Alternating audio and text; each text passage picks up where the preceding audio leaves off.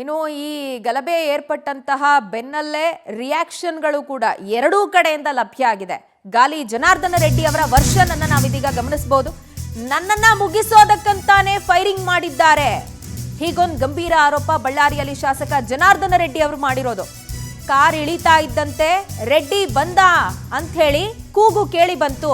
ಒಬ್ರು ಕೂಗ್ತಾರೆ, ಗೂಂಡಾಗಳನ್ನ ಕಳಿಸಿ ನನ್ನ ಮೇಲೆ ಫೈರಿಂಗ್ ಮಾಡಿದ್ದಾರೆ, ನನ್ನನ್ನ ಹತ್ಯೆ ಮಾಡಬೇಕು ಅನ್ನುವ ಉದ್ದೇಶದಿಂದಾನೇ ಈ ಫೈರಿಂಗ್ ಆಗಿದೆ ಅಂತ ಹೇಳಿ ಶಾಸಕ ನಾರಾ ಭರತ್ ರೆಡ್ಡಿ ವಿರುದ್ಧ ಗಂಭೀರ ಆರೋಪ ಮಾಡ್ತಾ, ಶಾಸಕ ನಾರಾ ಭರತ್ ರೆಡ್ಡಿ ದೊಡ್ಡ ಕ್ರಿಮಿನಲ್, ನನ್ನನ್ನ ಹೀಗೆ ಫಿನಿಶ್ ಮಾಡಬೇಕು ಅಂತ ಹೇಳಿ ಈತ ಪ್ಲಾನ್ ಮಾಡ್ಕೊಂಡಿದ್ದ ಅಂತ ಹೇಳಿ, ನನ್ನನ್ನ ಮುಗಿಸೋದಕ್ಕಂತಾನೆ ಫೈರಿಂಗ್ ಮಾಡಿದ್ದಾರೆ ಅಂತ ಹೇಳಿ ಗಂಭೀರವಾದಂತ ಆರೋಪವನ್ನ ಬಳ್ಳಾರಿಯಲ್ಲಿ ಶಾಸಕ ಜನಾರ್ದನ ರೆಡ್ಡಿ ಹೇಳಿದ್ದಾರೆ.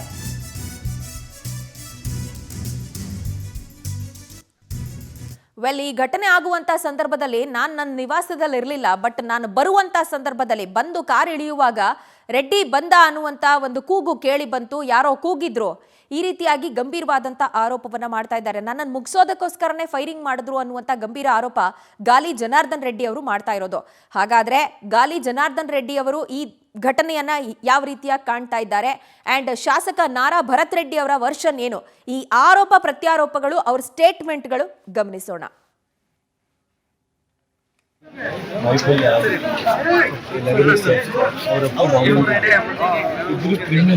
ನಿಮಗೆಲ್ಲೂ ಗೊತ್ತಿದೆ, ಬಳ್ಳಾರಿ ರಾಜಕಾರಣ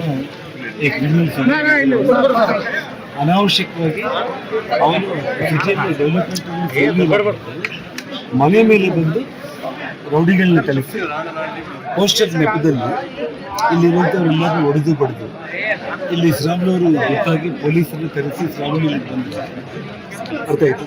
ಅವನು ಅನಾವಶ್ಯಕವಾಗಿ ಶ್ರಾವಣಿ ಹೋಗಂತಂದ್ರು ಕೂಡ ಅವನು ಹೋಗಲಿಲ್ಲ. ಪೊಲೀಸರು ಕೂಡ ಸುಮ್ಮನೆ ಕೈ ಕಟ್ಕೊಂಡು ಕೂತಿದ್ರು. ನಾನು ಗಂಗಾವತಿಯಿಂದ ಬಂದಿದ್ದ ಕಾರ್ ಇಳಿತಾ ಇದ್ದೇನೆ, ಫೈರಿಂಗ್ ಮಾಡೋದು ಶುರು ಮಾಡಿ.